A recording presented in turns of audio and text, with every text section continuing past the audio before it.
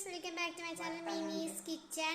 അപ്പോൾ നമ്മളിന്ന് നങ്ക എങ്ങനെ വറക്കണേന്ന് നോക്കിയിട്ടാണ്. ഇത് വട്ട നങ്കാണ് ഗൈസ്. മിയമ്മ ഇവിടെ വരഞ്ഞോണ്ടിരിക്കണേന് മസാലയൊക്കെ പിടിക്കുമ്പോൾ നല്ലോണം അകത്തേക്ക് കയറാൻ വേണ്ടിയിട്ട് 5 നങ്കുകളാണ് നമുക്ക് ഇവിടെ.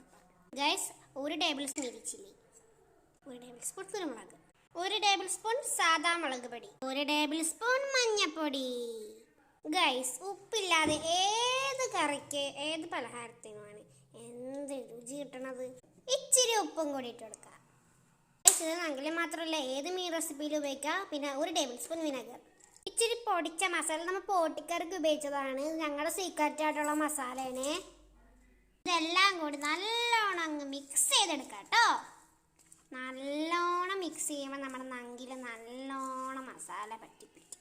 ഞാൻ നേരത്തെ പറഞ്ഞ പോലെ നങ്കിൽ മാത്രമല്ല ഏത് മീനായാലും ഉപയോഗിക്കാം. നങ്ക് ഇഷ്ടമില്ലാത്ത ആൾക്കാരൊക്കെ ഉണ്ടാവും, അവർക്ക് ഇതിലായാലും ഉപയോഗിക്കാം.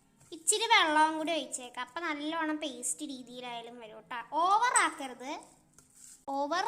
ഒരു ലൈറ്റ് രീതിയിൽ മാത്രം ഒഴിച്ചാൽ മതി. അതുകൊണ്ട് നമ്മുടെ നങ്കിലേക്ക് നല്ലോണം അങ്ങ് മിക്സ് ചെയ്ത് പിടിപ്പിക്കുക. നങ്ക് ഇഷ്ടമില്ലാത്ത ആൾക്കാർക്ക് ഏത് മീനായാലും ഉപയോഗിക്കാം കേട്ടോ. ഇത് മസാലയുടെ മാത്രം റെസിപ്പിയാണ്. നമ്മളെന്താ വീഡിയോ ഇടുന്ന വെച്ചാൽ നമ്മുടെ പോട്ടിക്കറി, ചിക്കൻ ഉണ്ടാക്കിയത്, ബിരിയാണി ഉണ്ടാക്കിയതൊക്കെ നല്ലോണം ലൈക്ക് കിട്ടുന്നുണ്ട്. അത് ശരിയായി. സബ്സ്ക്രൈബും കൂടി ചെയ്യണം. അപ്പം നിങ്ങൾക്ക് ഇങ്ങനെ കുക്കിംഗ് വീഡിയോസ് ഇഷ്ടമാണെങ്കിൽ ഒന്ന് കമൻറ്റ് ഇട്ടാൽ മതി. ഞങ്ങൾ എപ്പോഴായാലും തയ്യാറായി ഇടണം. അതല്ലേ മിയമ്മേ? മിയമ്മയുടെ കുക്കിംഗ് ഉണ്ടാവും, എൻ്റെ കുക്കിംഗ് ഉണ്ടാവും, എല്ലാവരുടെയും കുക്കിംഗ് ഉണ്ടാവും.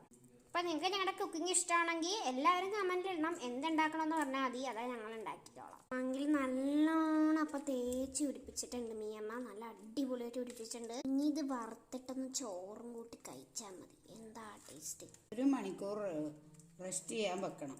അപ്പോൾ ഇതിൽ എരിവും ഉപ്പും എല്ലാം പിടിച്ച് സൂപ്പറായിരിക്കും.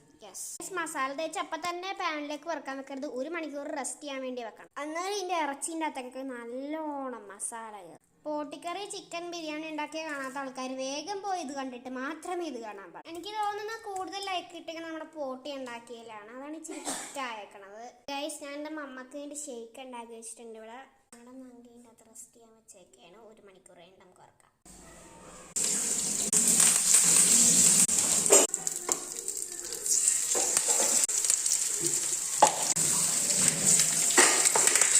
നെക്സ്റ്റ് പുറത്തിടാതെ